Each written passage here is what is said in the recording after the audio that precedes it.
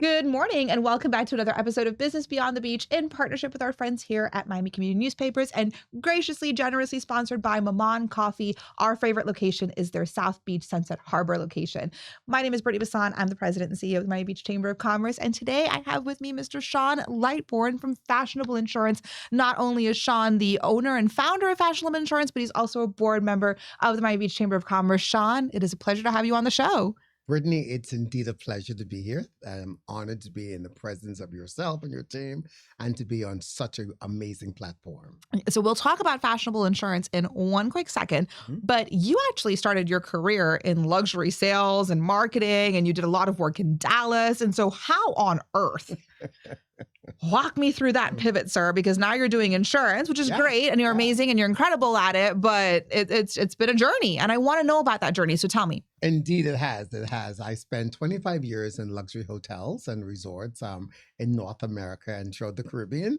And my last big project, besides Bahama in the Bahamas, was the Crescent Hotel in Dallas, where I transformed the hotel. The owner put in about $65 million into it and totally transformed it, making Only 65 million, Only 65 nothing to blink at. making it one of the prime luxury hotels in Dallas. And then after a while, I was thinking, you know what? Great. I've done this. This is great. I had the opportunity while in Dallas to connect with a friend of mine, a long-term friend who was in health insurance. I'm thinking, after 25 years, I need something different. I love the hospitality world. It's in my blood. It's never going away. But yet I want to try something different. And my friend was doing so well in the insurance market.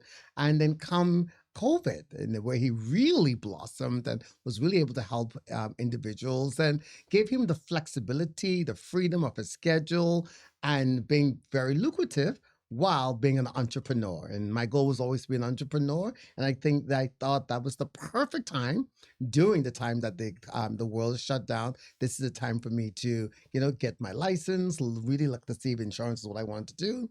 Well, let me tell you, I started and I never looked back. I haven't looked back since I began. This last week made 5 years that I've been in the insurance world and about 3 years since I formed Fashionable Insurance. That's absolutely incredible. Congratulations on that 5-year anniversary. That is Thank you. amazing. So you are not only the founder of Fashionable Insurance, you are the founder of Fashionable Charity. And of course, just look at Saun, guys. I mean, come on, it's imbued in his personality, the word fashionable. But I want to know the story behind the names. And then I want to talk a little bit about your view on how business and philanthropy, how they support each other, that intersection. Okay, great. Definitely will be my pleasure. Well, even in the hotel business, I always like dressing up. I always like beautiful clothes and going to fashion events. And even during my whole career and relaunching the Eden Rock Hotel, which is now Nobu Hotel, I had the pleasure of traveling throughout Europe.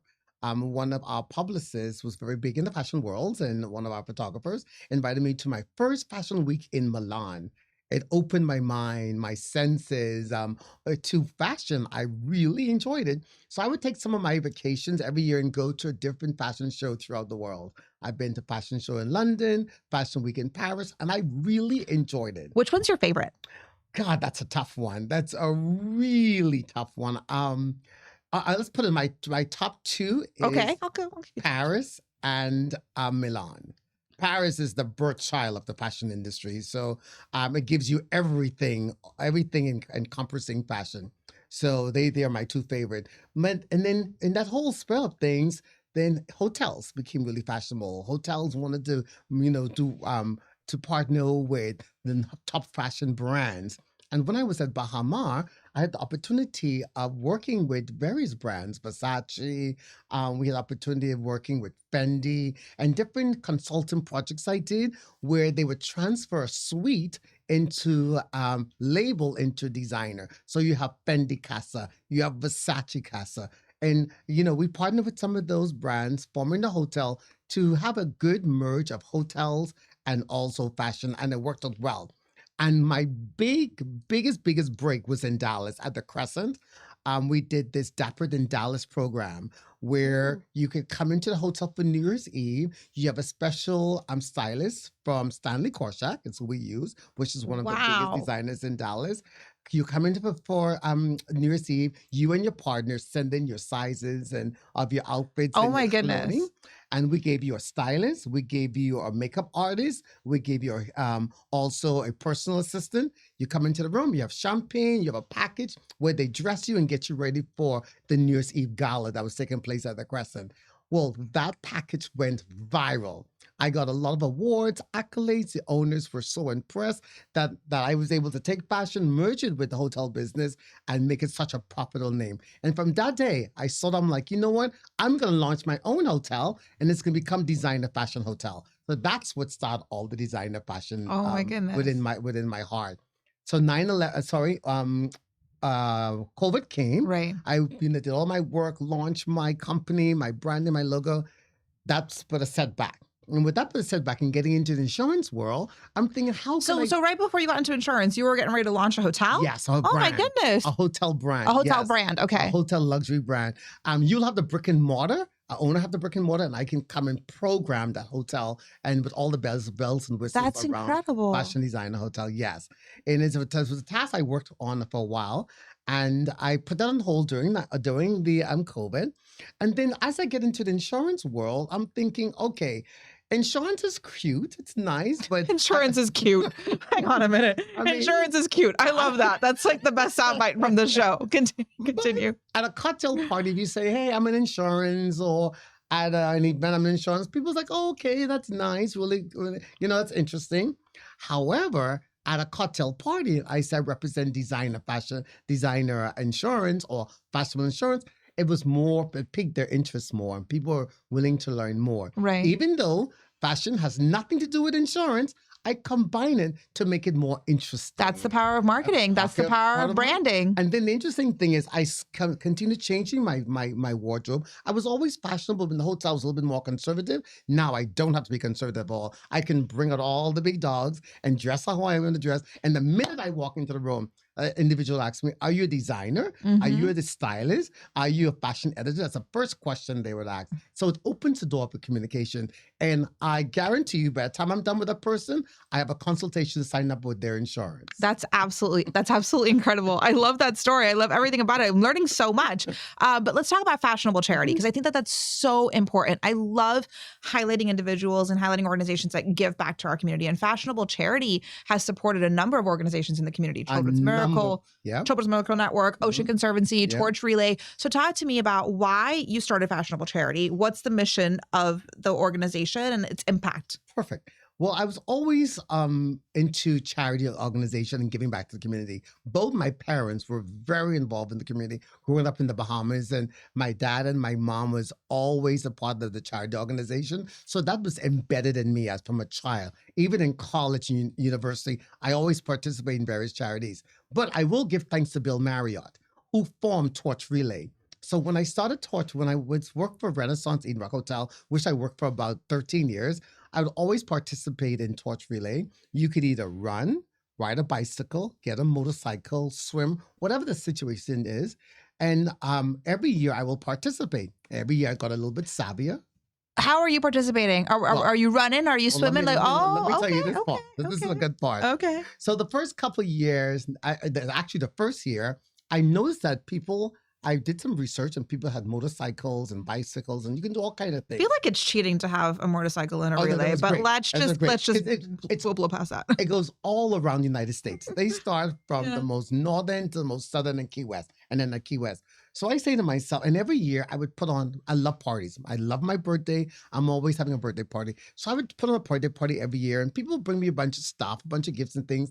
Really didn't need it. So what I started doing, I participated and partnered with a local restaurant. My first restaurant was Touch on Lincoln Road and Kiss on Lincoln Road. These were very, very big name restaurant, and also the Fit Night Club. So what I would do, I would partner with a restaurant. They would donate the food. I would get the venue, and I invite all of my friends and family. And in order for you to come to my party, you had to go online and donate. That's amazing. Towards my charity, towards Torch Relay. And my role in Torch Relay was to ride my motorcycle. So I purchased my first Harley Davidson, believe it or not, 1800 Harley Davidson, big old bike, to ride torch relay. And when people saw my motorcycle, which I don't look like a person who rides a motorcycle. No, I would have never were- guessed. They were so excited. So therefore, my first year, I raised $5,000. Wow. The very first year, and that was 2003.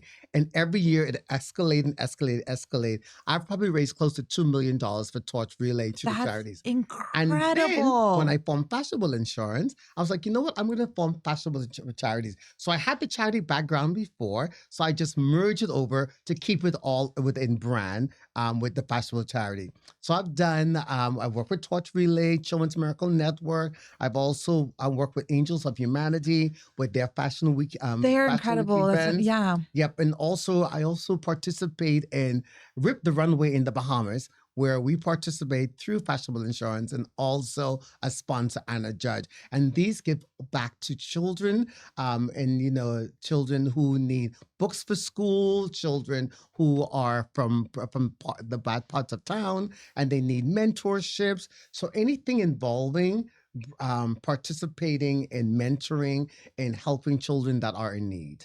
That's incredible. That's absolutely incredible. And we'll get to talking about insurance in a minute, but I'm loving the charity aspect. I'm loving that philanthropy because that's what's really going to drive you forward, right? Like there's business, but then there's the impact in the community and the work to give back. And you've done so much that you've actually received a key to the city from the city of Miami Beach for your work in service and philanthropy. So talk to me a little bit about what that means. Oh, that meant so much to me. And on top of that, I was on the cover of Tropical Tribune magazine because of the key to the city and the proclamation as well. So it's Mayor Durham. Is there's a Saun Lightbourne Day in the city of Miami Beach? Do we know the day? We need to work on that. Okay. Well, hang on. I feel like a key to the city is still cooler than the day, but we'll call it a fashionable day. Fashionable day. Oh my God, Miami Beach. Every day is fashionable day. It's Miami Beach. Exactly. Well, yeah. So the whole premise around my whole, the key to the city was, every time I host a party, it got bigger and bigger and bigger. At one time, I remember my first party, one of my fifth party was at this nightclub called Shadow, where it was overcapacitated. We had too much people RSVP'd. And I was like, oh, we have to make this work. We have to make this work. So actually, Ocean Drive used to have hosted my party on their calendar of events. Oh my goodness. That's how big it became back in the day. Wow. It was on the calendar events for Ocean Drive magazine. And Michael Alla, God rest his soul, he was the what they called him, the king of hospitality for Miami. He knew everybody. He was the ambassador to Miami. And he came up to me, he said, hey, I've been watching what you've done. I told the mayor of all the philanthropy work that you've done. You really represent Miami Beach. And everything I did was in Miami Beach because I live, dream, sleep, die Miami Beach, work Miami Beach. Everything was Miami Beach. Miami Beach was like everything was my play, my background, and my home and work. And Michael Alla was a very, very, very dear friend. And I'd known him from the industry. And he was like, hey, I told the mayor what you're doing. He was very excited of what you're giving back to the community. And 100% of your donations is going to Mount Sinai. That year was going to Mount Sinai. Wow. And he said, hey, the mayor will love to offer you, to give you the key to the city for your philanthropy work and also the proclamation. So Michael Alla, again, came in. The mayor couldn't make it to the event that night, but he sent his representative, Michael Alla, who present the key to the city to me and the proclamation because of my charity work. And as well as a part of my participation in tourism. I was very involved with tourism. And that's the year we won our first Super Bowl to be hosted in Miami. So I was a part of the Super Bowl committee. Wow. What an incredible accomplishment. Absolutely incredible. Okay. We got to talk insurance at some point, right? Yes. So keeping in mind with the fashionable theme, I would like to say that you offer custom designed insurance packages. Right. And so tell me a little bit about how you anticipate and then tailor to those needs. And also, like, what are some misconceptions about the insurance industry that people have that you can dispel? Right. Okay. So basically, yes, I do offer custom design packages tailored for your individual needs. Yes. That's so important. Yes. Versus fashionable. And I said, making insurance fashionable. Because as you know, insurance could be boring. I've heard that insurance is cute. I don't know where I heard that. Now we're making it fashionable. Now we're making it fashionable. All fashionable. So what we do is in my agency, we custom design plans for you. We're one of the few private agencies here in the US, actually. And my underwriting is United Healthcare. We work real closely with United Healthcare. We can custom design a insurance package for an individual, a family, or small businesses based upon the needs of the company. So you're not pigeonholed into these pre-built packages where you have to get XYZ. We go in, assess your situation, assess which is what's important to your medical background on an individual basis. So even if you have a group or a small office, we speak to each person individually and tailor the plan just around that individual. Not everyone needs pregnancy. Not everyone needs mental health. Not everybody needs certain things. So it keeps your costs down to a minimum and give you the essentials that's required for you to have comprehensive coverage. It's totally fine. It's not a problem, Saun. He's a busy man. Comprehensive coverage. And therefore the misconception is, oh, you have to go online and get, platinum or gold or silver or bronze. No, you don't. We come in, assess the situation for you, customize the plan for you, make sure it fits your medical needs, make sure it fills all your doctor's requirement, the hospitals that you want to go with. And the good thing about us, Brittnie, we're just only taking care of Miami Beach. We are licensed in almost 45 states throughout the United States of America. Wow. So we can help you pretty much anywhere. Anywhere across the U.S. And you are incredibly successful at what you do. So last I heard, and I think the number has changed, but last I heard, you're projecting over 25 million in business this year. And so we'll talk about that. I think it's more now because you're doing amazing and you're so successful. But I want to know, what is the key to that growth and that success? To have some amazing team members. We have some of the most dedicated, driven, most helpful, hardworking agents in our office. Our office have about 100 agents. Wow. Most of the agents work from home. We have our main office is in Miami Beach on Alton Road. Mm-hmm. And we're part of a huge company, but yet we're a small family organization where we bring in agents, we recruit people. You don't have to have your license. You don't need anything. We start you up from the very beginning, from applying for your license, getting approved, all the nuts and bolts, one-stop shop in all the training. So our agents are dedicated agents, because we're very specific to who we want. We only select the best. So the agents, and a lot as well with my business partner, Eric, Leah, Sean, the whole group, we work together as a team. And yes, we have far surpassed that $25 million. We're looking close to hitting $42 million this year as a group of agents, as a group of team members out there helping people find the right medical plan for them. That is so incredible. I love hearing that. So we got to start wrapping it up. I have two more questions for you. Go ahead. You are a Miami Beach guy through and through. You talked about it. You live, eat, sleep, breathe, die Miami Beach, but you're not originally from here. You are from Freeport, Grand Bahama. Yeah. And so I want to talk a little bit about how not being from Miami Beach and sort of having a more global approach, how that's impacted the way that you do business. Well, coming from as a little child, I grew up in the Bahamas, Freeport, yes, and I went to University of Central Florida. So that's where. Whoa, I didn't know that. Yeah. Well, hang on. I'm also a Knight. I went to UCF. Oh my God, Sean, that's why I love you so much. There we go. UCF. Okay, UCF. I did my undergrad at UCF. Yeah.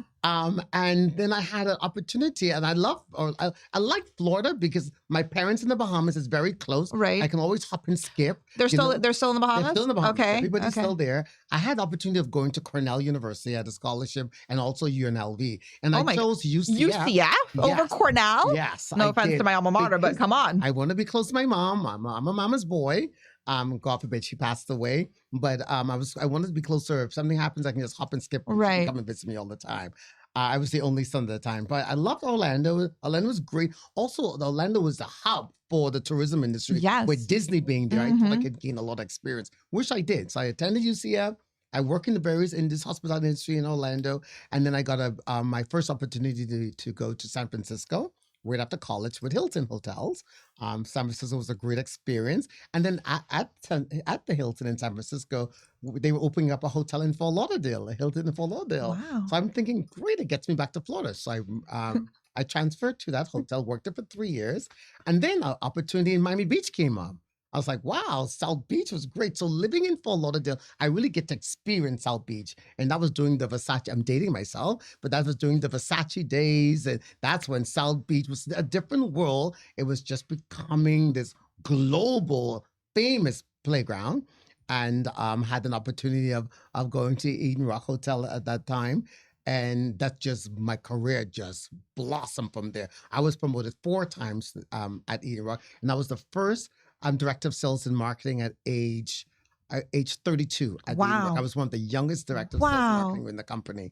And that also, as working for Eden Rock, I handled the international market. So I travel all over the world promoting the hotel, as well as doing the marketing and the public relations and all of the digital marketing aspects of the hotel. So that gave me the international approach that really broadened my horizons in the industry, but also always promoting Miami Beach. Everywhere I went, the first thing I went, opened my mouth, where are you from? Miami Beach. Miami Everybody wanted to Beach. be Miami Beach. Yes. Everyone wanted to be Miami Beach. And the one thing we did back then, Miami was very seasonal. So working with the chamber, working with the Convention and Visitors Bureau, we were able to form Miami.com, where Miami, we're putting in events. We like to bring in the Black Film Festival. We bring in the Billboard Awards on the off time, the off season, to help the tourism during the downtime. Right. And that really made us a competitive city over other places, because we wanted Miami Beach to be a year-round destination, and not just for the snowbirds in the winter or for the fall. And that was one of the things I'm so proud of. So that's why Miami Beach is so dear and near to my heart. Now, I have left for a while. I left to work in the Bahamas for 4 years. I worked in Dallas for 4 years. But you're back, and we love having you here. Always kept the place here. And Miami Beach is now my dearest home. Oh my God. We love having you here. We absolutely love having you here. You are so incredibly accomplished in both business and philanthropy. You've got this amazing career that has spanned various industries and sectors. You've done so much in the community service space. Mm-hmm. If you could go back and talk to your younger self, what piece of advice would you give him at the beginning of this journey? You know what? Be your authentic self. Yeah. Be your authentic self and just grow. Sometimes I held back. I knew what I wanted, but I held back thinking, oh no, you can't do this. This is too big. This is too this, this too that. Not until, unfortunately, in my later part of my life, I realized you can do it. You can do whatever you put your mind to do. Anything you want to do, and you will excel no matter what the situation is. And now today we have, the platform is a little bit easier. So what we now, I said to my younger people, have mentors. Reach out to people who you aspire to be, or the industry you want to be in. Always have a mentor who would help you, and people always willing to help you. Absolutely. So I think that for me, looking back, if I had more mentors, I had some good mentors, but I should have started earlier. And I think Saun Lightbourne today, if it was a Saun Lightbourne 30 years ago, would be untouchable. Oh my goodness. Well, that's incredible, incredible advice. Be your authentic self, show up, go for it, and then, find those mentors and find those individuals that you aspire to be like and learn from them. So that's a great way, I think, to end the show. Saun, thank you so much for joining us. This has been another episode of Business Beyond the Beach in partnership with our friends here at Miami Community Newspapers, and sponsored by Maman Coffee. Our favorite location is, of course, the Sunset Harbor location in South Beach. Saun, thank you for joining us. You guys stay tuned for another episode next week.